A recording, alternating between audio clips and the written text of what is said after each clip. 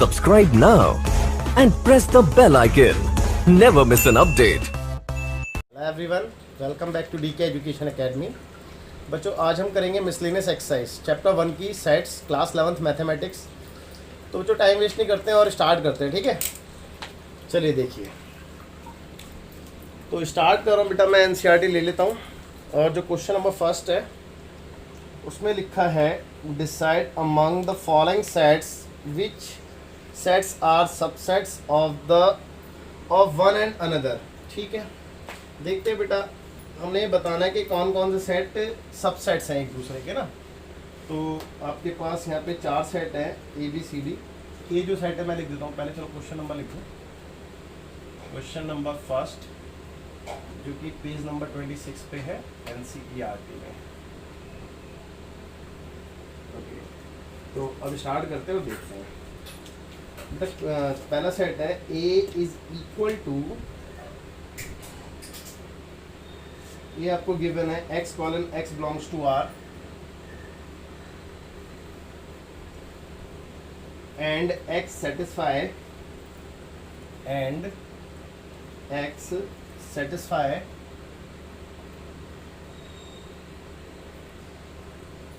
x square minus 8x plus 12 x square minus 8x plus 12 equal to 0।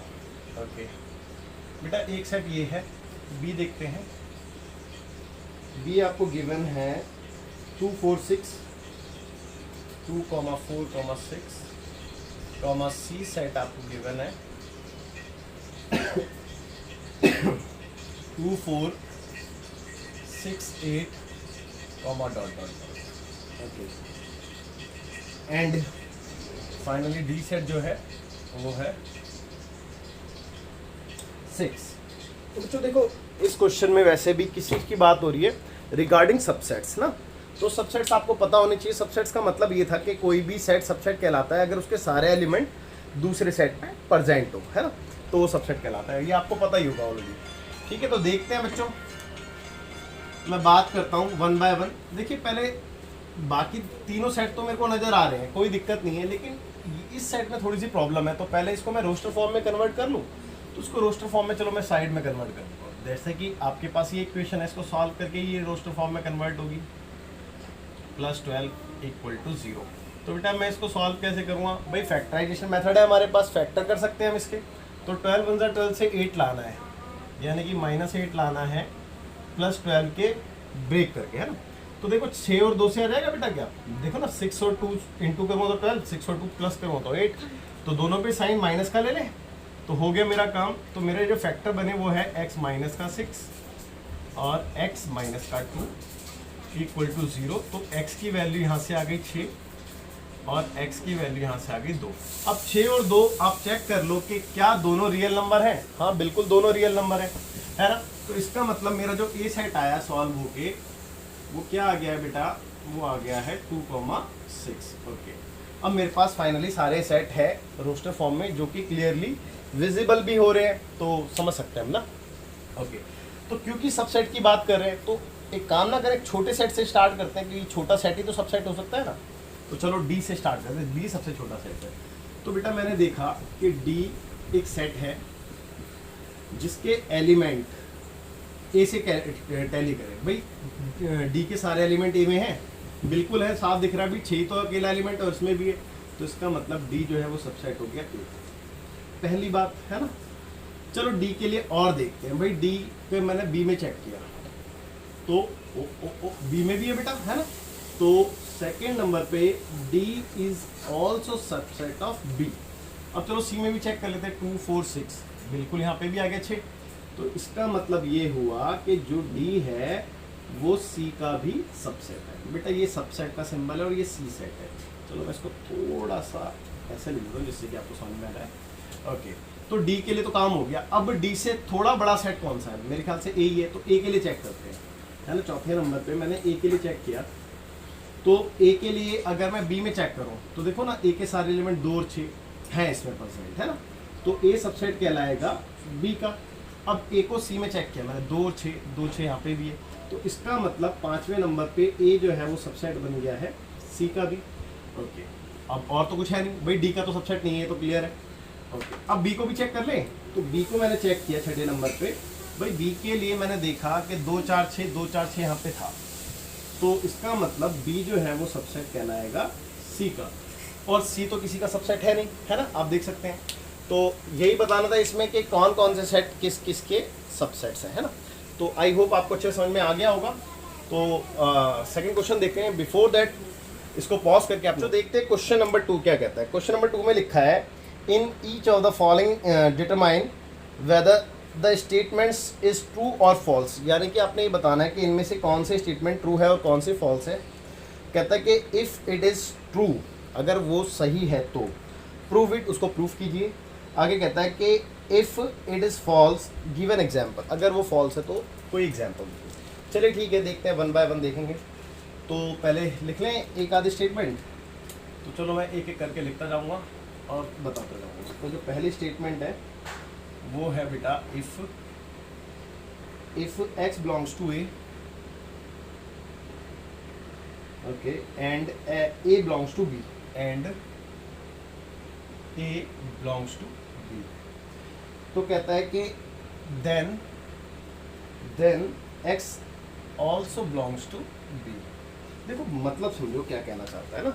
अगर हमें चीज़ों का मतलब सब अच्छे समझ में आएगा तो क्वेश्चन बहुत इजी है। देखो ये कहना चाहता है कि अगर ये दोनों बात सही है तो इसके अकॉर्डिंग ये बात भी होनी कंपलसरी हो जाती है। तो ये बात ये सही है या नहीं ये आपने बताना है। यानी कि इसने ये तो बोल दिया कि ये दोनों तो हैं, तो आप ये बताइए कि क्या ये भी है, और अगर ये भी है तो ट्रू होगी, अगर ये नहीं है तो फॉल्स होगी, है ना। इतनी सी बात है। देखो x यहाँ पे साफ नज़र आ रहा है, एक एलिमेंट है, और यहाँ पे जो a है वो सेट है ना। तो बात को समझेंगे। देखो मैंने क्या किया बात को समझना कि यार एक छोटी सी बात बताओ। मैं एक एग्जांपल ले लो ए सेट का, भाई एक सेट ए ले लूँ मैं, कोई भी लेट से 1 2 ले लेता हूँ, है ना, ठीक है। अब x क्या है, 1 भी हो सकता है और 2 भी हो सकता है ना। x जो है वो एक एलिमेंट है, वो 1 भी हो सकता है और 2 भी हो सकता है। तो चलो ये बात भी समझते हैं। अब एक बी सेट लेना है, बी सेट में मेरे को क्या लेना है कि भाई मेरे को ये दिखाना है कि ए जो सेट है वो इसको बिलोंग कर रहा है, यानी कि ये 1 2 जो है इसके अंदर आना चाहिए एज अ एलिमेंट। भाई बिलोंग तो एलिमेंट ही करते हैं ना, बताया था। और एक और एक्स्ट्रा ले लेता हूँ 3। तो इसने ये बोला कि जो x था वो b को भी बिलोंग कर रहा है। अब x यहाँ पे क्या था, अब चेक कर लो, x यहाँ तो 1 होगा या फिर 2 होगा। भाई एलिमेंट ही तो थे ना, x क्या थे जो a में थे, तो a में 1 या 2 था। अब आप खुद देखो कि क्या x b में है, बेटा नहीं है x b में। आप खुद देखो ना यार, x क्या था, 1 या 2 था। अब यहाँ पे 1 और 2 तो है ही नहीं ना, मतलब ये तो एक सेट है ना यार, 1 और 2 एलिमेंट थोड़ी ना है। हाँ 3 एलिमेंट है इसका, ये पूरा भी एलिमेंट है। लेकिन स्पेशली अगर मैं 1 और 2 को देखूं, अगर यहाँ पे ब्रैकेट नहीं होता तो बिलोंग कर रहा होता, समझ रहे हो ना बात को।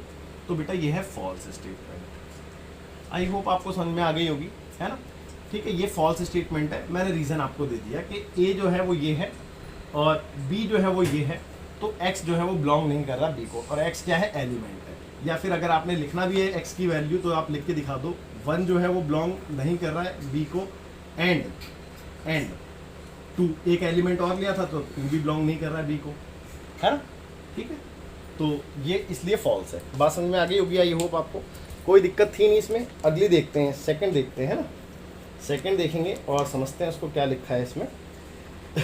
अब इसने बोला है दूसरे वाले में, कहता है कि इफ़ ए जो है वो सबसेट है बी का। सेकंड स्टेटमेंट लिख रहा हूँ मैं, ए जो है वो सबसेट है बी का, ठीक है। एंड बी जो है वो बिलोंग कर रहा है सी को, एंड बी जो है वो बिलोंग कर रहा है सी को, ओके। तो ये कहता है कि then A also belongs to C, A also belongs to C, okay. इस बात को समझते हैं, देखना ध्यान से, ठीक है, देखेंगे ध्यान से। देखो इसने बोला कि ए जो है वो कोई सेट होगा और वो बी का सबसेट है, यानी कि मेरे को एक सेट ए लेना था। लेट से मैंने चलो 1 ही एक छोटा ले लेता हूँ, 1 ले लिया। अब बी मैंने एक सेट लिया, भाई बी मैंने एक सेट लिया, बी मैंने 1 2 ले लिया। अब देखो ना, ए जो है वो एक बी का सबसेट बन गया ना, है ना, आपको नज़र आ रही है, ए सबसेट बी बन चुका है। और बी क्योंकि सी से बिलोंग कराना था मेरे को, बी जो है वो सी से बिलोंग कराना था, तो सी सेट मेरे को ऐसा सेट लेना था जिसके अंदर ये एज अ एलिमेंट है, बिलोंग तो एलिमेंट करता है ना क्योंकि, तो इसका मतलब इसको मेरे को कुछ 1 2 एज अ एलिमेंट लिखना था, उसके आगे कोई एलिमेंट हो या ना हो कोई मतलब नहीं, ठीक है। तो ऐसा कुछ लिया मैंने। तो अब मेरे को ये देखना था कि क्या ए जो है वो सी में बिलोंग कर रहा है, क्या ए जो है वो सी में बिलोंग कर रहा है। तो बेटा आप क्लियरली चेक कर लो, ए जो है वो नहीं बिलोंग कर रहा है। भाई 1 जो है वो एलिमेंट कहाँ बिलोंग कर रहा है। अच्छा ए क्या था, ए एक सेट था, ए एक सेट था ना, ए सेट जो है वो सी में कहाँ है। अगर ए सेट कुछ इसके अंदर एक एलिमेंट 1 लिखा होता कुछ इस तरीके से इसके अंदर, इस ब्रैकेट के अंदर, तो इसका मतलब कहलाता ना बेटा, समझ रहे हो, ए जो है वो बिलोंग करता। यानी कि अभी तो नहीं कर रहा है, आप क्लियरली चेक भी कर सकते हैं और एग्जाम्पल भी आपके सामने है। तो आई होप आपको ये बात भी समझ में आ गई होगी। तो therefore we can say A does not belongs to C, so given statement is false, ठीक है। ओके, यहाँ तक भी कोई डाउट नहीं होगा, मैं इसको रफ करता हूँ, आप नोट कीजिए।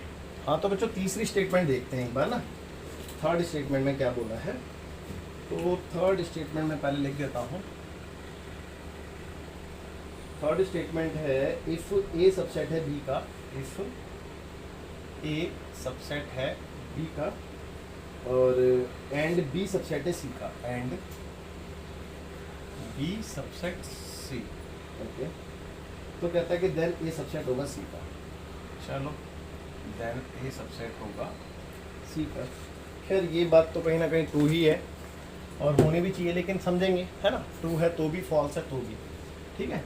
अब देखो अगर ए को मेरे को बी का सबसेट दिखाना तो मेरे को ए सेट लेट करना पड़ेगा, तो मैंने लेट कर लिया है। ए एक सेट है जो कि लेट से 1 2 है और बी मेरे को एक ऐसा सेट लेना पड़ेगा जब ये इसका सबसेट बन जाए, यानी कि इसके सारे एलिमेंट बी में प्रेजेंट होने चाहिए। तो 1 2 3 मैं ये ले सकता हूँ, है ना। अब देखो ना, तभी तो ये ए सबसेट बी का कहलाएगा। अब बी को मेरे को सी का सबसेट दिखाना था, तो मेरे को सी एक ऐसा सेट लेना था जिसमें सारे एलिमेंट हो, यानी कि सी के हो। तो ये लो 1 2 3 4। भाई अब देखो ना, बी के सारे एलिमेंट सी में है ना, तो बी भी सबसेट है सी का। अब इसने ये पूछा है कि क्या ए सबसेट है सी का, तो चेक कर लो, ए के सारे एलिमेंट है तो सी सी में, तो यस है ना, ठीक है। So therefore A is also subset C, तो it is true, it is true, है ना। तो आई होप आपको ये अच्छे समझ में आया होगा और कोई दिक्कत भी नहीं होगी यहाँ तक। ये थर्ड स्टेटमेंट थी। अब देखते हैं फोर्थ स्टेटमेंट, ठीक है बेटा। फोर्थ स्टेटमेंट देखेंगे एक बार। तो फोर्थ स्टेटमेंट में लिखा है, कहता है कि if A is not a subset of B, if A is not subset of B, और आगे कहता है and B not subset of A, and B is not subset of C था, सॉरी मैंने ये बोल दिया सी। अब आगे कहता है कि then A not subset C, then A not subset C, ये है ना। बी सबसेट सी का नहीं है, ए सबसेट सी का नहीं है, ए सबसेट बी का नहीं है, हाँ यही है, बिल्कुल यही है, ठीक है। आगे देखते हैं। अब देखिए अब मेरे को एग्जाम्पल कुछ इस तरीके से बनाना था कि जब सबसेट ना हो, तो मैंने एक लेट किया सेट ए जिसमें मैंने 1 2 लिया, है ना, और बी लिया। बी अब मैं कुछ ऐसा लूँगा कि ये इसका सबसेट ना बने, ये इसका सबसेट ना बने। तो चलो 4 5 6 ले लें। अब चेक कर लो भाई, अब ए बी का सबसेट नहीं कहलाएगा ना, A is not a part of B, है ना, ओके। और सी एक ऐसा एलिमेंट लेना था मेरे को जिसमें बी भी उसका सबसेट ना बने, बात समझ रहे हो बेटा। तो सी मैंने ले लिया, लेट्स से 1 2 7 8 ले लो, है ना, 1 2 7 8, ठीक है बेटा। यहाँ तक भी कोई डाउट नहीं होगा। अच्छा अब इसने ये पूछा है कि क्या ए जो है वो सी का सबसेट नहीं है। मैंने चेक किया कि बेटा ए के सारे एलिमेंट इसमें हैं, बेटा ए तो सबसेट है सी का, तो भाई ए इज अ सबसेट ऑफ सी। भाई clearly we can say A subset is सी, लेकिन ये तो कहता है कि नहीं होना चाहिए था, तो इसका मतलब ये स्टेटमेंट जो है वो क्या है, फॉल्स स्टेटमेंट है, ठीक है बच्चों। अच्छा आप ये तो नहीं सोच रहे कि सर आप ऐसा भी तो ले सकते थे कि 1 2 ना लेते तो हो जाता। यार देखो ना, इसने जो बोला है उस चीज़ को समझते हैं ना। इसने बोला है कि ये ऐसा हमेशा होना चाहिए, तो यार ऐसा हमेशा तो नहीं होता ना। इसने ये बोला कि अगर ये दोनों चीज़ होंगी तो ये होगा ही होगा, तो ऐसा तो नहीं हो रहा भाई, नॉट नेसेसरी ना, ये कंपलसरी तो नहीं कि हमेशा ऐसा होगा। और मैंने दिखा भी दिया, आप कह रहे हो, चलो मैं मान भी लेता हूँ कि 1 2 ना लेता तो ऐसा हो जाता, है ना। बट ऐसा हमेशा तो नहीं है ना, बात ये थी, है ना, तो इसीलिए फॉल्स है। ठीक है, चलो बढ़ते हैं आगे। तो बच्चों देखते हैं सेकंड लास्ट स्टेटमेंट, मैंने दोनों एक साथ ही लिख दिए। ठीक है, देखिए ध्यान देना बेटा, कहता है कि इफ x बिलोंग कर रहा है a को, भाई x कोई एलिमेंट है जो a को बिलोंग कर रहा है। चलो मैं एक काम करता हूँ, मैं लेट ही कर लेता हूँ, है ना, लेट मैंने कर लिया कि x की वैल्यू लेट से 1 है, तो वो a को बिलोंग कर रहा है, तो बेटा a सेट क्या हो जाएगा, कुछ इस तरीके से होगा। भाई ऑब्वियस सी बात है कि 1 तो इसमें होना ही चाहिए ना, और उसके अलावा भी कोई हो सकता है, तो इसलिए मैंने 1 2 ले लिया। अब इसने बोला कि a जो है वो b का सबसेट नहीं होना चाहिए था। अब मेरे को ये सोचना था कि b में कोई ऐसा एलिमेंट लूँ जो इसका सबसेट ना बने, तो क्या मैं b सेट ये ले लूँ 4 5 6 या 3 4 5 ले लूँ, नहीं बना, है ना। भाई a जो है वो b का सबसेट नहीं होना चाहिए था, तो a इसका पार्ट नहीं है, आप देख सकते हैं। तब इसने ये पूछा कि क्या x बिलोंग करेगा b को, तो आप चेक करो कि क्या x जो है वो b को बिलोंग कर रहा है, यानी कि 1 जो है वो b को बिलोंग कर रहा है, नहीं। ठीक है, तो 1 जो है वो does not belongs to b, यानी कि देयरफॉर 1 क्या था, x था, तो x does not belongs to b। तो ये तो कहता है कि बिलोंग करना चाहिए था, तो इसका मतलब ये कह रहा है गलत, ये कह रहा है फॉल्स, है ना। तो आई होप आपको समझ में आया होगा। ठीक है, इसको देखते हैं। कहता है कि a जो है वो b का सबसेट दिखाना है, तो एक लेट करो, एक सेट a को लेट से 1 2 मैंने मान लिया, और इसने बोला कि and x not belongs to b। देखो इस चीज़ को समझना, कहता है कि x जो है वो b को बिलोंग नहीं करना चाहिए, x जो है वो b को बिलोंग नहीं करना चाहिए। समझ में आ रही है बात। अब x क्या है यहाँ पे, एक एलिमेंट है, x क्या है यहाँ पे, एक एलिमेंट है, और वो एलिमेंट b को बिलोंग नहीं करना चाहिए। अब x कुछ भी हो सकता है, a को मेरे को b का सबसेट दिखाना था। अब मेरे को b सेट एक ऐसा लेना था जिसमें ये इसका सबसेट बन जाए, तो लेट्स से मैं 1 2 3 4 ले सकता हूँ। भाई b सेट मेरे को ऐसा लेना था ना जिसमें a जो है वो सबसेट बन रहा हो। अब इसने ये बोला था कि x b में नहीं होना चाहिए, है ना।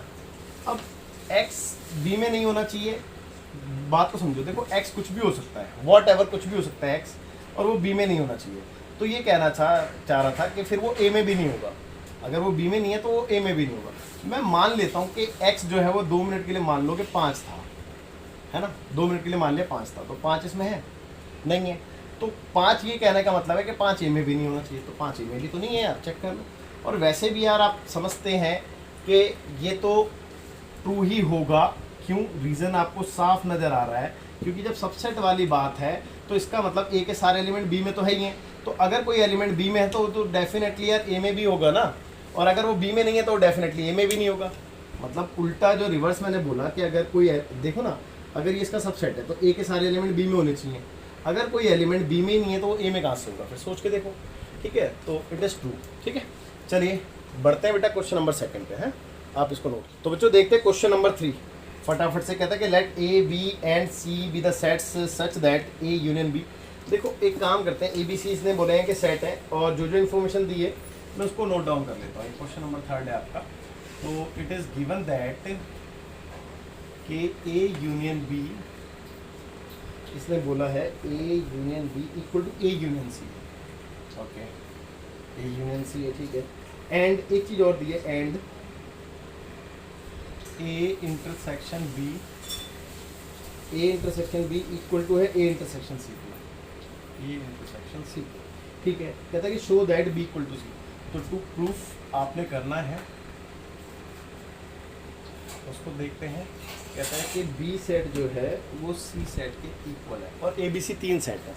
चलो ठीक है बेटा, a b c भले ही 3 सेट होंगे, कोई दिक्कत नहीं है। देखो आपको है ना, मैंने इसके इंट्रो में भी एक बात बताई थी, अगर आपको 2 सेट को इक्वल दिखाना है ना, let's say a equal to b दिखाना है आपने, तो आपको ये बात पता होना चाहिए कि बेटा a जो है वो b का सबसेट होना चाहिए, एंड b जो है वो a का सबसेट होना चाहिए। तो if and only if a equal to b होगा, यानी कि अगर ये कंडीशन होती है तो, ठीक है, यानी कि ये भी होना चाहिए और ये भी होना चाहिए, तब ये होगा। बात को समझो, अगर मेरे को इन दोनों को इक्वल दिखाना है तो मेरे को ये प्रूफ करना पड़ेगा b जो है वो c का सबसेट है और c जो है वो b का सबसेट है। और कभी भी सबसेट प्रूफ करने का क्या तरीका है कि बेटा इसके सारे एलिमेंट में इसमें दिखा दूँ, इसके सारे एलिमेंट में इसमें दिखा दूँ, तो हो गए सबसेट। ठीक है, ये तरीका है। तो बच्चों इस चीज़ को हम समझेंगे अच्छे से और देखते हैं फिर, है ना। तो देखिए भाई, वी हैव टू प्रूफ, मेरे को इसको प्रूफ करने के लिए क्या प्रूफ करना पड़ेगा, we have to proof number 1 A B is a subset of C and C is a subset of B, ये प्रूफ करना पड़ेगा। तो मैं इसको 1 और इसको 2 मान लूँ, तो मैं पहले 1 प्रूफ कर देता हूँ, फिर 2 प्रूफ करता हूँ, फिर दोनों स्टेटमेंट से मैं B इक्वल टू C कहता हूँ, है ना। बात समझो, देखो ये वाली बात तो है। तो चलो मैं 1 पे आ गया, तो बेटा मेरे को प्रूफ करना है B सबसेट जो है वो C का है। तो इस चीज़ को प्रूफ करने के लिए मैंने लेट किया कि लेट कोई x है, x कोई एलिमेंट है जो कि बिलोंग कर रहा है B को, भाई मैंने मान लिया कि जो कि बिलोंग कर रहा है B को, यानी कि इस वाले सेट को। अब मैं ये दिखा दूं कि ये इसको भी बिलोंग कर रहा है, तो इसका मतलब B जो है वो C का सबसेट बन जाएगा। ओके, और मैंने इसमें इंट्रो में भी ऐसा क्वेश्चन कराया था आपको, तो कोई दिक्कत वाली बात है नहीं। चलिए देखते हैं। अच्छा एक बात और देखो, वेन डायग्राम से भी समझता है थोड़ा सा ना। ये सेट A है, ये सेट B है। अगर कोई एलिमेंट B के अंदर है, मतलब B के अंदर कहीं पे भी है, लेट से यहाँ पे है X, तो यानी कि वो इसके यूनियन में भी तो होगा। चेक कर लो भाई, इसके यूनियन में होगा नहीं होगा। जब B में है तो इसका मतलब A यूनियन B में भी होगा, क्योंकि यूनियन का मतलब A के भी सारे B के भी सारे, जब B के सारे आएंगे तो X भी आएगा। तो इसका मतलब X जो है वो also belongs to A union B, है ना। बात समझ में आएगी। ओके, अब A यूनियन B क्योंकि A यूनियन C के इक्वल है, तो इसका मतलब जब वो A यूनियन B में बिलोंग कर रहा है तो वो A यूनियन C में भी बिलोंग करेगा। इसका हम रीज़न दे सकते हैं, इसका हम रीज़न क्या दे सकते हैं बेटा, चूंकि A यूनियन B बराबर है A यूनियन C के, है ना, इस रीज़न से। अच्छा अब एक बात और, देखो इसका मतलब क्या हुआ, इधर से दो केस बनते हैं। इसका मतलब ये हुआ कि X या तो बिलोंग कर रहा होगा A को, और या तो X बिलोंग कर रहा होगा C को। इसका मतलब यही हुआ। अब यहाँ पे दो केस जब बन गए तो इसका मतलब ये आया कि X A को बिलोंग कर रहा है और X B को भी बिलोंग कर रहा है। तो X A और B दोनों को कब बिलोंग करेगा बेटा, अब बात को समझो। X A और B दोनों को कब बिलोंग करेगा, जब X यहाँ पे कहीं पे होगा। भाई A और B दोनों को कब बिलोंग कर रहा होगा, जब यहाँ पे होगा, बीच में, दोनों के इंटरसेक्शन में होगा।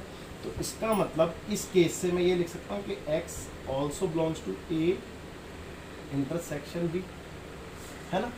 और यहाँ पे तो ये डायरेक्ट ये X जो है वो बिलोंग कर रहा है C को। यहाँ के लिए तो कोई पंगा है नहीं। देखो ना, मेरा जो काम था वो ये था कि मैंने X को B का बिलोंग, मतलब मैंने ये प्रूफ किया कि एक एलिमेंट B को बिलोंग कर रहा है और वही एलिमेंट C को भी बिलोंग कर रहा है। तो इसका मतलब इस केस से तो ये निकल के आ गया कि B जो है वो सबसेट बन गया है C का, यानी कि यहाँ से तो ये बात प्रूफ हो चुकी है। लेकिन बेटा यहाँ से भी देखते हैं, है ना, यहाँ से भी देखते हैं। अच्छा एक बात और, इसको बात को समझो। देखो X जो है वो बिलोंग कर रहा है A इंटरसेक्शन B को।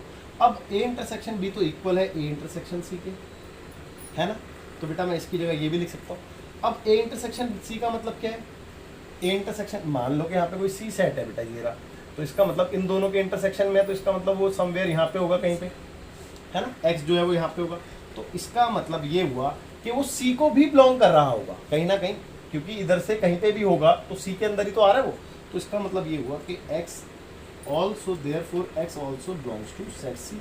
और फिर वही वाली बात आ गई, जब X B को बिलोंग कर रहा है और X C को बिलोंग कर रहा है, तो इसका मतलब मैं कह सकता हूँ therefore we can say B is a subset of C। तो बेटा मैंने इन दोनों ही बातों में ये बात प्रूफ कर दी है कि B सबसेट C का है। अब सिमिलरली सेम वे मैं ये वाली चीज़ प्रूफ करूँगा। बिफोर दैट मैं इसको थोड़ा सा रफ कर देता हूँ, मेरे को थोड़ा सा स्पेस चाहिए होगा यहाँ पे, ठीक है, और आगे देखता है। तो इसका सेकंड पार्ट यानी कि सेकंड स्टेटमेंट देख रहे हैं हम, कहता है कि C को सबसेट प्रूफ करना है B का। तो फिर से सेम प्रोसेस फॉलो कर रहा है, कुछ अलग नहीं है। आप फिर से लेट कीजिए एक एलिमेंट, भाई क्योंकि इस बार X लेट कर लिया तो X तो नहीं दिखाओगे, Y दिखा दो कि Y belongs to set C। भाई इस बार मैंने Y को मान लिया कि C से बिलोंग कर रहा था, तो जब C से बिलोंग कर रहा था Y, तो इसका मतलब Y बिलोंग कर रहा होगा B यूनियन C से भी। भाई B यूनियन C से भी तो बिलोंग कर रहा होगा ना। देखो ना, जब ये C में गया है, जब ये C में गया है तो इसका मतलब क्या हुआ। देखो मैं फिर से चलो वेन डायग्राम बना ही देता हूँ आपको, देखो इसे, ठीक है। इसकी वेन डायग्राम देखते हैं। कहता है कि Y जो है वो बिलोंग कर रहा है C को, तो इसका मतलब Y जो है, अगर मान लो ये B सेट था, ये C सेट था, तो इसका मतलब इन दोनों की यूनियन ये रही होगी, है ना। तो जब वो सी में बिलोंग कर रहा था तो इसका मतलब यूनियन में भी बिलोंग करेगा, तो इसका मतलब बी यूनियन सी को भी बिलोंग कर रहा है वो, है ना।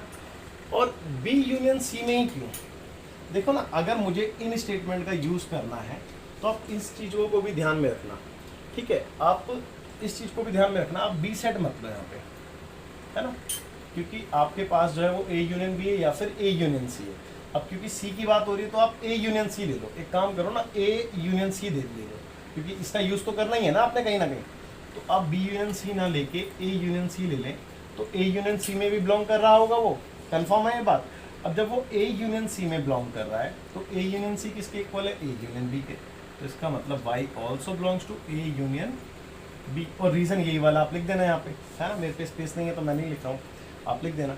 अच्छा, अब इसका मतलब क्या हुआ कि y बिलोंग कर रहा होगा a को और y बिलोंग कर रहा होगा b को, इसका मतलब ये निकल के आता है।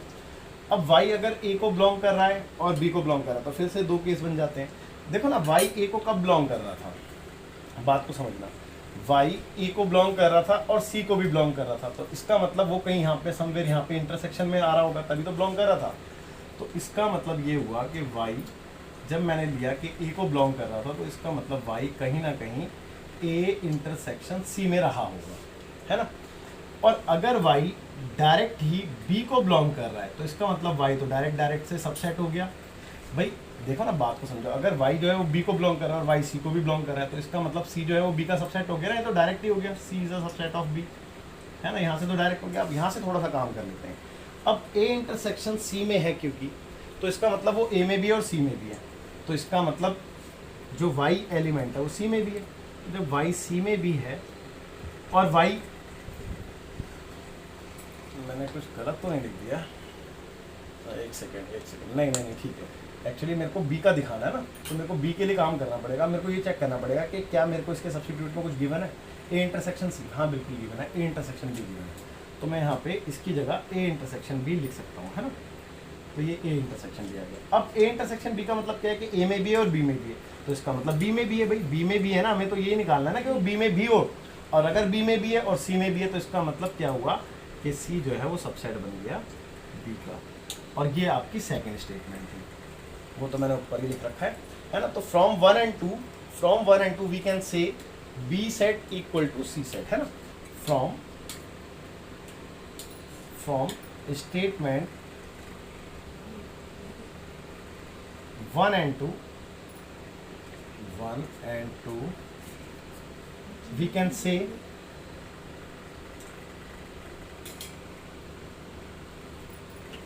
set B equal to set C, hence proved,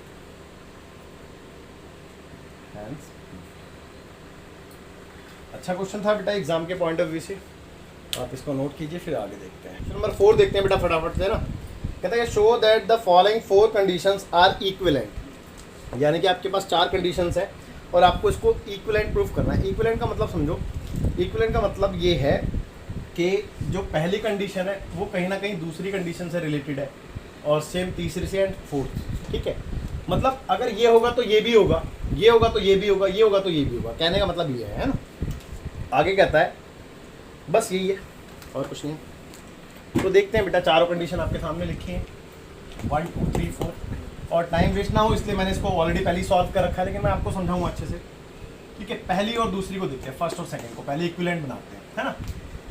और देखो ये तो मैथमेटिकल है इसका रिप्रेजेंटेशन, लेकिन आपको समझाने के लिए मैं अलग से एग्जांपल्स भी दूंगा, तो देखेंगे। कहता है कि ए सबसेट है बी का। अच्छा, ए अगर बी का सबसेट है तो मतलब समझो इसका मतलब क्या है कि ए के सारे एलिमेंट बी में होंगे, यही कहना चाह रहे हैं ना। तो मैंने यहाँ पे लिखा ऑल एलिमेंट्स ऑफ ए, यानी कि ए के सारे element are in B, B में है।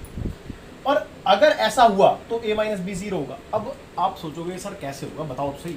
तो देखो एक काम करते हैं, a मैंने एक सेट लिया 1, छोटे ही ले लेते हैं, b एक सेट लिया मैंने 1 2।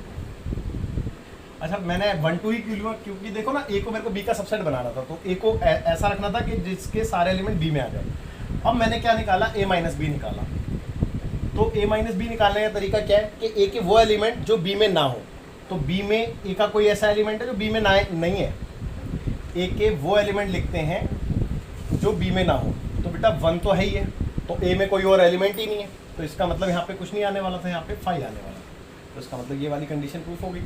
तो यानी कि जब ये था तो ये भी था। ये बात आपको समझ में आ गई होगी। अब मैंने सेकंड और थर्ड को लिया, सेकंड एंड थर्ड को, तो कहता है कि a माइनस बी की वैल्यू अगर 5 है, देखो यहाँ पे मैंने दिखाया ना a माइनस बी की वैल्यू अगर 5 है, तो इसका मतलब क्या होता है कि all elements of a are in B, यानी कि इसका मतलब यही निकल के आता है कि a के सारे एलिमेंट b में होंगे तभी ऐसा हो सकता है। तो a के सारे एलिमेंट b में थे तभी ऐसा हुआ, और जब ऐसा हुआ कि a के सारे एलिमेंट b में थे तो इसका मतलब a यूनियन b बराबर b बनेगा। अब चेक करो, जब मैंने a और b का यूनियन निकाला है यहाँ पे, देखो ना, तो a के सारे ले लूँगा 1 और b के भी सारे लूँगा। अब 1 तो ले लिया तो 2 तो लूँगा, तो इसका मतलब ये क्या बन गया, ये दोबारा से b तो बन गया। चेक कर लो, तो इसका मतलब सेकंड और थर्ड कंडीशन भी आपको अच्छे से क्लियर हो गई होगी। अब थर्ड एंड फोर्थ देखते हैं। देखो कहता है कि अगर a यूनियन b बराबर b है, तो यही बात दिखाई है ना अभी हमने, a यूनियन b बराबर b है, तो इसका मतलब ये हुआ कि all the elements of a, यानी कि a के सारे एलिमेंट आर इन b में है। यही बात तो मैं बार बार कह रहा हूँ, ठीक है, b में है, और आपको दिख भी रहे हैं a के सारे एलिमेंट b में है। तो यहाँ पे मैंने क्या लिखा कि all the elements of a, यानी कि a के सारे element are common in a and b, तो इसका मतलब a के जो एलिमेंट है वो a और b दोनों में कॉमन होंगे। आप चेक कर लो, 1 इसमें भी है 1 इसमें भी है, लेकिन a के कॉमन होंगे, क्योंकि छोटे सेट के ही तो कॉमन हो सकते हैं ना। तो a के भी है और b के भी है ना, a में भी और b में भी कॉमन एलिमेंट है। तो इसका मतलब ये हुआ कि a इंटरसेक्शन b अगर मैं निकालूँ तो सेट a आएगा। आप चेक कर लो, इन दोनों का इंटरसेक्शन निकालो तो कॉमन एलिमेंट क्या आएगा, 1 आएगा, और 1 क्या है बेटा, 1 तो सेट a है, तो इसका मतलब इंटरसेक्शन इसका a ही आ गया। तो इसका मतलब थर्ड जो है वो 4 से रिलेटेड है, हमने दिखा दिया इक्विवेलेंट है उसके। तो इसका मतलब ये हुआ कि all the 4 given conditions are equivalent. तो आई होप आपको समझ में आ गया होगा। आपने इसको नोट नहीं करना है, ये तो मैंने आपको समझाने के लिए बस बता दिया था आपका ये सॉल्यूशन। आप इसको नोट कीजिए, फिर नेक्स्ट क्वेश्चन देखते हैं एक बार। तो बच्चों देखते हैं क्वेश्चन नंबर 5 ना एक बार। तो क्वेश्चन नंबर 5 में लिखा है show that if A subset B, it means हमें गिवन है जो ए है वो बी का सबसेट है। ओके, आगे कहता है then C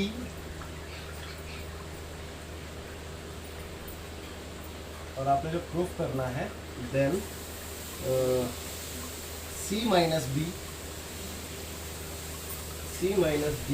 subset of C minus A. ठीक है बच्चों, तो ये चीज प्रूफ करनी है आपने ना। तो देखते हैं, बहुत इजी क्वेश्चन है और समझ में भी आ जाएगा। देखो मैंने आपको बताया कि अगर सबसेट आपने प्रूफ करना है तो कैसे करते हैं कि हम एक एलिमेंट लेते हैं और उसको हम ये प्रूफ कर देते हैं कि वो एलिमेंट इससे बिलोंग कर रहा है, और उसी के अकॉर्डिंग हम ये प्रूफ कर देते हैं कि वही सेम एलिमेंट इसमें भी है। तो इसका मतलब ये हुआ कि ये इसका सबसेट कहलाता है ना। तो बस इतनी सी बात को ही समझना है, और कॉन्सेप्ट आपको पता है, ये बहुत ईजी है। तो चलिए देखते हैं। भाई मैंने लेट किया, लेट एक्स एक एलिमेंट है जो कि बिलोंग कर रहा है सी माइनस बी को, है ना। अब देखो बात को थोड़ा सा फील करने के लिए एक दो एग्जाम्पल भी लेके देखेंगे। देखो अगर एक्स सी माइनस बी को बिलोंग कर रहा है तो इसका मतलब क्या होता है। देखो जैसे कि एग्जाम्पल के तौर पे अगर मैं आपको बताऊं कि एक्स सी माइनस बी के अंदर आ रहा है, देखो चेक करना, जैसे कि ये एलिमेंट सी है, ये एक एलिमेंट ए है, सॉरी सेट है ना, ये सेट सी हो गया और ये सेट बी हो गया। बी की बात होगी ना यहाँ पे। ओके, तो सी माइनस बी का मतलब क्या होगा, यानी कि ये वाला पोर्शन, इट मीन्स इसको बिलोंग कर रहा होगा, है ना। यानी कि कोई भी एलिमेंट जो सी माइनस बी में आ रहा है वो यहाँ पे आ रहा होगा, और अगर वो सी माइनस बी में आ रहा है तो इसका मतलब वो बी में नहीं आ रहा होगा। तो इससे दो कंक्लूजन निकल के आते हैं कि या तो एक्स आपका बिलोंग कर रहा होगा, ठीक है, सी माइनस बी का मतलब क्या है कि सी को बिलोंग कर रहा होगा, और एक्स जो है बिलोंग नहीं कर रहा होगा किसको, बी को, यानी कि बी वाले को बिलोंग नहीं कर रहा होगा। ठीक है, चलिए आगे देखते हैं एक बार। ओके, यहाँ तक तो कोई डाउट नहीं होगा, आगे देखेंगे।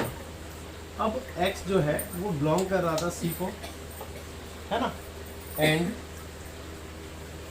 अब इस चीज़ को समझते हैं कि x जो है वो बिलोंग नहीं कर रहा होगा a को भी। इसका भी रीज़न समझते हैं। देखो मैंने ये तो एज इट इज़ रहने दिया, इसमें थोड़ा सा चेंज किया मैंने ना। इसमें क्या चेंज किया मैं बताता हूँ आपको। भाई मैंने बोला कि अगर वो बी को बिलोंग नहीं कर रहा तो वो ए को भी बिलोंग नहीं कर रहा होगा। तो इसको इस चीज़ से समझते जो हमें गिवन इन्फॉर्मेशन थी। अब हमें गिवन इन्फॉर्मेशन क्या थी उस चीज़ को समझते हैं। भाई कहता है कि ए जो है वो बी का सबसेट है, मतलब बी एक एलिमेंट सेट हो गया और ए इसके अंदर एक छोटा सेट होगा, तभी तो ये ए सबसेट बी कहलाएगा, है ना। अब एक बात बताइए, इसने क्या बोला यहाँ पे, इसने बोला कि आपका x जो है वो b में नहीं है। तो जब वो b में नहीं है तो वो a में तो डेफिनेटली हो ही नहीं सकता, है ना। तो ये बात क्लियर हो जाती है। तो मैं ये कह सकता हूँ कि अगर वो b में नहीं है तो a में भी नहीं होगा। लेकिन क्यों नहीं होगा? क्योंकि a जो है वो b का सबसेट है। तो रीज़न में हम ये लिख सकते हैं क्योंकि a is a subset of b, है ना। तो यहाँ तक भी कोई दिक्कत नहीं है। अब देखो, अब इस बात को समझो कि कोई एलिमेंट सी में आ रहा है, ए में नहीं आ रहा, तो इसका मतलब क्या होगा? इसका मतलब मैं इसी से समझाता हूँ आपको। एक और बनाता हूँ वेन डायग्राम। देखो सी ये रहा और ए ये रहा, है ना। कोई एलिमेंट सी में आ रहा है लेकिन ए में नहीं आ रहा है, यानी कि सी में आ रहा है ए में नहीं आ रहा है, इसका मतलब ये वाली पोर्शन में आ रहा होगा। और इस पोर्शन को क्या कहते हैं बेटा? सी माइनस ए तो कहते हैं।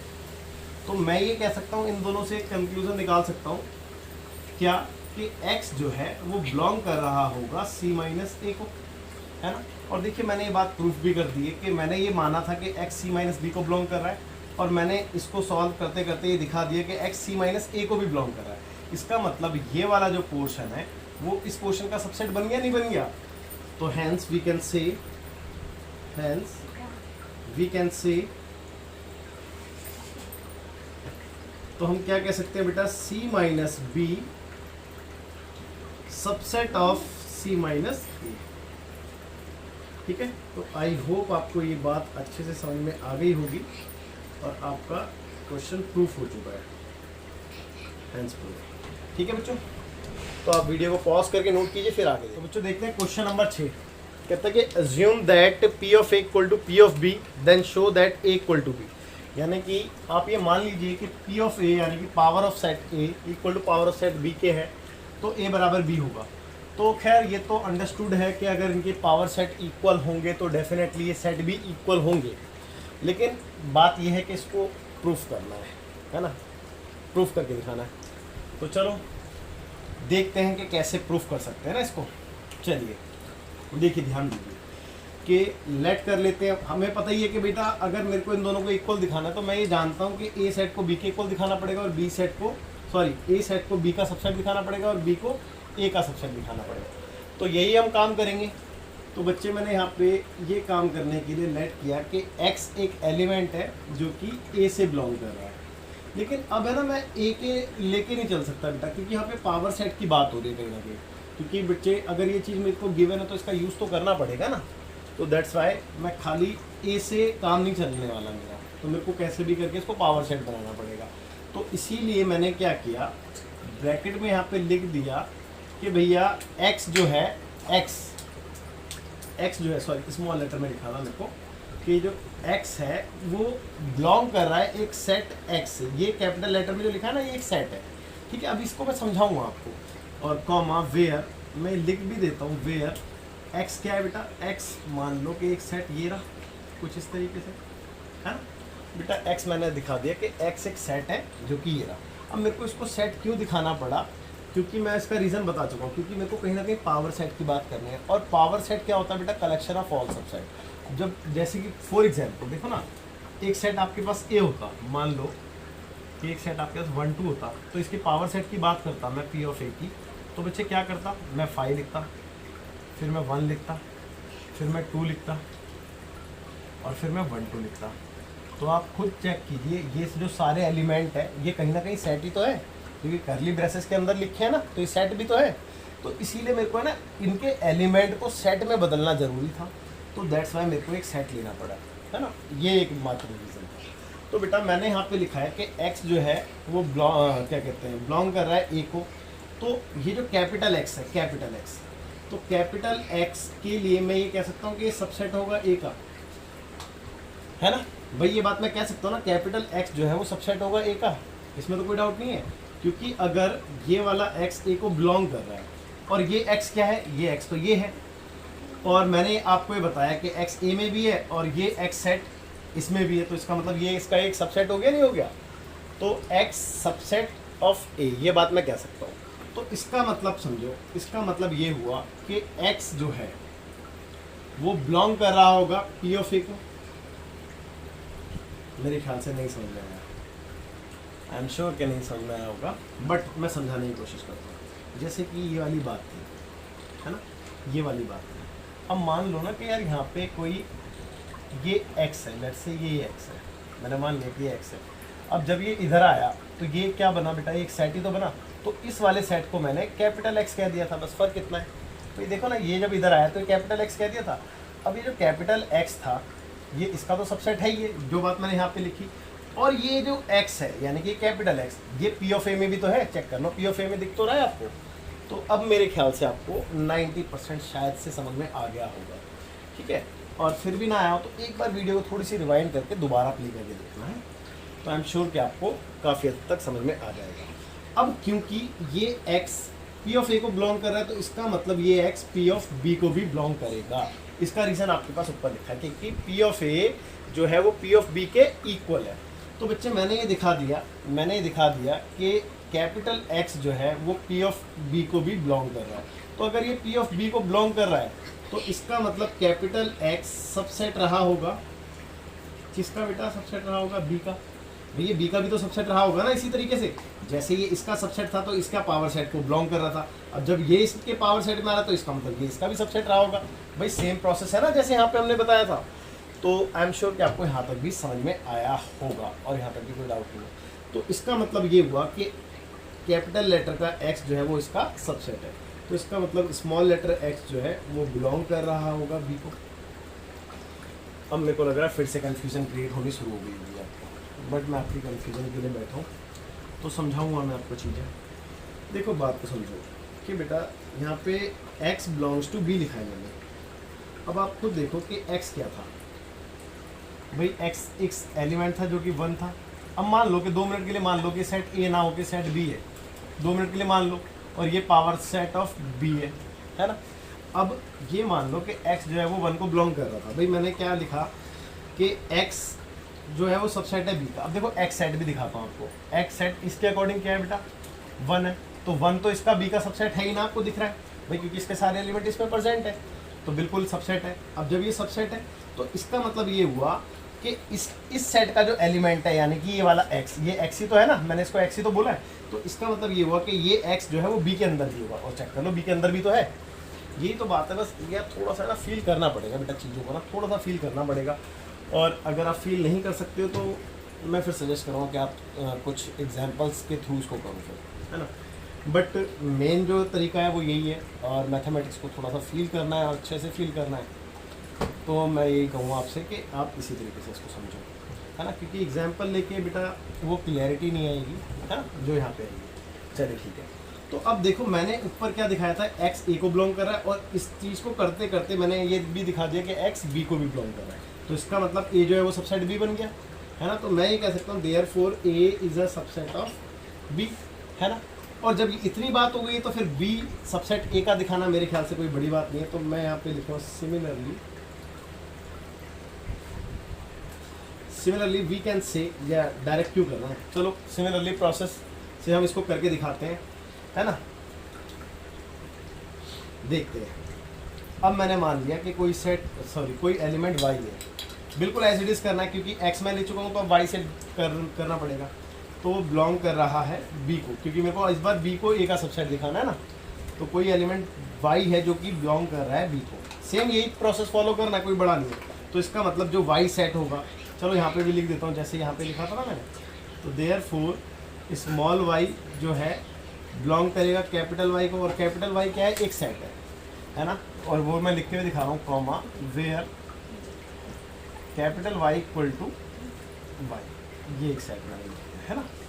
अब बात को समझो, जब y B को बिलोंग कर रहा है तो इसका मतलब ये हुआ कि कैपिटल Y सबसेट कहलाएगा B का, है ना। इसी तरीके से तो इसका मतलब ये जो y है वो बिलोंग कर रहा होगा इसके पावर सेट को, बिल्कुल भी बिलोंग कर रहा होगा। तो इसका मतलब y also belongs to power set of A। भाई जब P ऑफ B को बिलोंग कर रहा है तो A को भी करेगा, क्योंकि P ऑफ B और P ऑफ A इक्वल है। अब मेरे को थोड़ा सा स्पेस चाहिए, मैं इसको रफ कर रहा हूँ और आगे देखेंगे फिर। ठीक है, तो यहाँ पे मैं बॉर्डर बना देता हूँ जिससे कि आप मर्ज ना हो जाए क्वेश्चन। तो इसके आगे यहाँ पे आएगा, तो y जो है वो पावर सेट है, पावर सेट को भी बिलोंग कर रहा होगा। तो इसका मतलब क्या निकला, इसका मतलब ये निकला कि y, ठीक है, सबसेट हो गया b का। भाई देखो ना, y जो है वो सबसेट हो गया a का, y is a subset of a, मैं ये कह सकता हूँ। और y अगर सबसेट a का हो गया है तो इसका मतलब स्मॉल y बिलोंग भी कर जाएगा सेट a को, है ना, बिल्कुल वही वाली बात है। तो देयरफॉर वी कैन से कि b is a subset of a। भाई देखो ना, मैंने दिखाया था कि y b को बिलोंग कर रहा है और यहाँ पे दिखा दो y a को भी बिलोंग कर रहा है। तो खैर ये वाला जो प्रोसेस था ये तो बिल्कुल डिट्टो एज इट इज एक तरीके से टेटना ही था। एक अगर आपको समझ में आ गया तो दूसरा तो बिल्कुल ईजी है। तो भाई मैंने यहाँ पे ये दिखा दिया a सबसेट b का है और यहाँ पे दिखा दिया b सबसेट a का है। तो ये 1 और ये सेकंड है ना, तो दोनों को कंबाइन करके a इक्वल टू b हो गया। तो मैं लिखूँगा from statement 1 and 2, from statement 1 and 2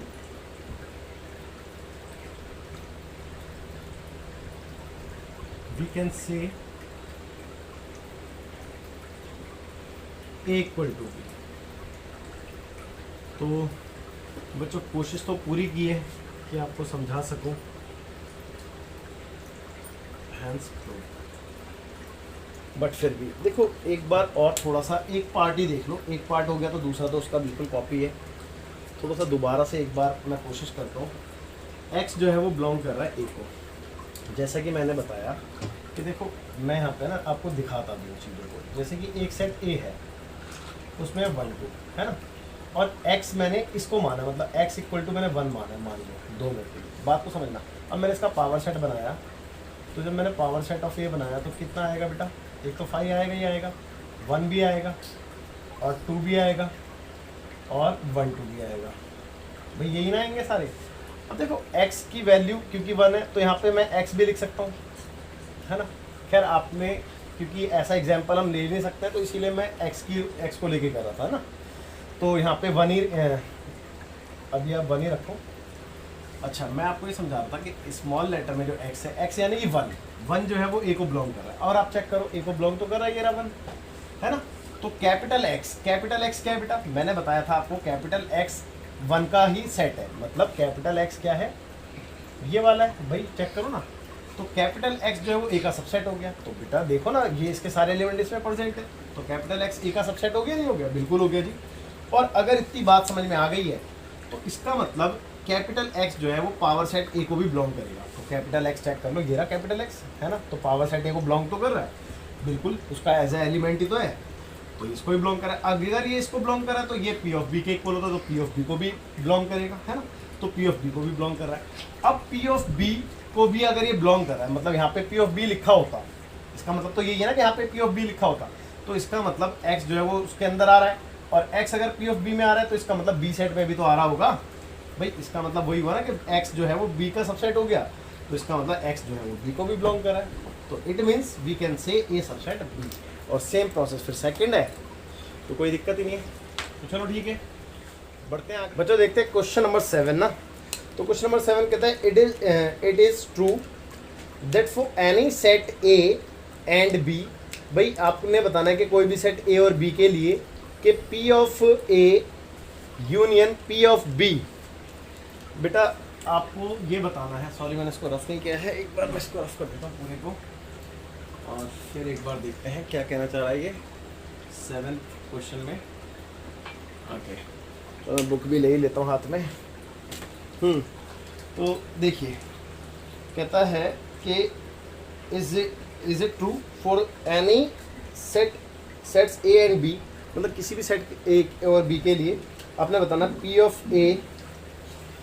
तो P of A union P of B, और ये इक्वल होता है P of A union B के। और जस्टिफाई योर आंसर, अपने आंसर को जस्टिफाई कीजिए। चलो कोशिश करते हैं जस्टिफाई करने की और देखते हैं, है ना। तो बच्चों देखो, एक काम करो बेटा, देखो एक्चुअली क्या था कि अभी तक जितने भी हमने क्वेश्चंस करे उसमें कुछ ना कुछ गिवन होता था, जैसे कि पिछले क्वेश्चन में P of A equal to P of B given था, है ना। उससे पिछले भी क्वेश्चन में आपको मेरे ख्याल से क्या कहते हैं, कुछ C माइनस A करके गिवन था, C minus A equal to C minus B करके, है ना। तो मतलब कहने का मतलब ये है कि हर एक क्वेश्चन में कुछ ना कुछ गिवन इन्फॉर्मेशन हमें मिल रही थी, जिसकी हम हेल्प लेके उस क्वेश्चन को सॉल्व कर रहे थे। बट इन दैट केस कोई इन्फॉर्मेशन नहीं है और ये प्रूफ करना तो फिर मेरे लिए थोड़ा सा मुश्किल हो जाता है। तो इन दैट केस मैं यहाँ पे एग्जांपल लेके आपको समझाऊंगा। तो देखिए, मैंने लेट किया, लेट ए एक सेट लेट किया जो कि मैंने मान लिया 1 2। तो इसका पावर सेट निकाला मैंने यहाँ पे। तो इसका अगर मैं पावर सेट निकालूंगा तो आप जानते ही हैं, एक तो 5 आने वाला था, एक 1 आने वाला था, एक 2 आने वाला था, एक 1 2 खुद आने वाला था। और किसी के मन में ये डाउट तो नहीं कि सर पावर सेट क्यों निकाल लो, भैया उसी की तो जरूरत है, चेक कर लो। अब एक सेट ए लिया तो बी भी लेना पड़ेगा ना, तो बी ले लिया, चलो 3 4 ले लें, है ना। बुरा तो नहीं मानोगे 3 4 लेने पर? नहीं मानोगे, मुझे पता है। इसका भी पावर सेट निकाल लेते हैं कि जरूरत तो पड़ेगी। तो 5 और 3 और 4 और 3 4। ओके, यहाँ तक भी कोई डाउट नहीं होगा। अब क्योंकि बात लेफ्ट हैंड साइड की हो रही है तो मैं ये चीज़ लेफ्ट हैंड साइड ही निकाल लेता हूँ, इसका एक काम करता हूँ, है ना। और चेक कर लेते हैं फिर इक्वल आ रहा है नहीं आ रहा। तो left hand side P of A union P of B, यानी कि इन दोनों का यूनियन निकालना है। तो इन दोनों का यूनियन का मतलब क्या है कि बेटा इसके भी सारे कॉमन एलिमेंट है एक बार लिखने। तो भैया 5 तो आएगा ही आएगा, 1 आएगा, 2 भी आएगा, 1 2 भी आएगा। 5 तो आ चुका है, दोबारा नहीं ले सकते। 3 आएगा, 4 भी आएगा और 3 4 भी आएगा। भाई यूनियन तो ऐसे ही ना निकालोगे आप चेक कर लो और कैसे निकालते हैं यूनियन, बिल्कुल ऐसे निकालते हैं। चलो लेफ्ट हैंड साइड तो आ गई, अब राइट हैंड साइड की बात करते हैं। तो राइट हैंड साइड निकालने के लिए पहले मैं A यूनियन B निकाल लूँ, क्योंकि जब A यूनियन B आएगा तभी तो उसका पावर सेट निकाल पाओगे ना। तो A यूनियन B निकाल लेते हैं। तो देखो बेटा, मैंने A निकाला, A ये रहा, B ये रहा, तो इन दोनों का यूनियन कितना आएगा 1 2 3 4। आप चेक कर लो, यही आएगा। अब इसका पावर सेट, तो बेटा एक बात बताओ, इसके पावर सेट आप अगर ढूंढ रहे हो तो मेरे ख्याल से मत ढूंढो, मैं रीज़न बताता हूँ। देखो, इसका पहले आप n ढूंढो कि इसमें नंबर ऑफ एलिमेंट कितने हैं। तो बेटा ऑब्वियस सी बात है 2 की पावर m। अब m कितने हैं नंबर ऑफ एलिमेंट, 1 2 3 4, तो यानी कि 16 आएंगे। भाई इसके अंदर एलिमेंट कितने आएंगे, 16 आएंगे। और इसके अंदर एलिमेंट कितने, 1 2 3 4 5 6 7। तो बेटा वैसे ही अनइक्वल आ गया। भाई आप खुद देखो ना, ये दोनों चीज़ें इक्वल आई नहीं, है ना। भाई ये दोनों चीज़ें वैसी अनइक्वल हो गई ना, क्योंकि इसके अंदर एलिमेंट 16 है और लेफ्ट हैंड साइड के अंदर एलिमेंट 7 है। तो बेटा लेफ्ट हैंड साइड और राइट हैंड साइड तो वैसे ही अनइक्वल आ गई। तो आई होप आपको यहाँ तक भी समझ में आ गया होगा। तो मैं कह सकता हूँ देयरफॉर फ्रॉम अबव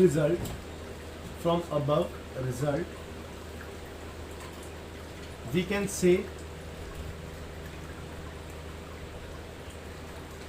भाई जो ऊपर हमने रिजल्ट्स बनाए हैं उसके बिहाफ पे हम ये कह सकते हैं कि P of A union P of B is not equal to P of A union B, है ना बेटा। तो ये हम कह सकते हैं। भाई ये प्रूफ वाला क्वेश्चन तो था नहीं, आपसे पूछा गया था, मैं क्वेश्चन भी एक बार पढ़ देता हूँ।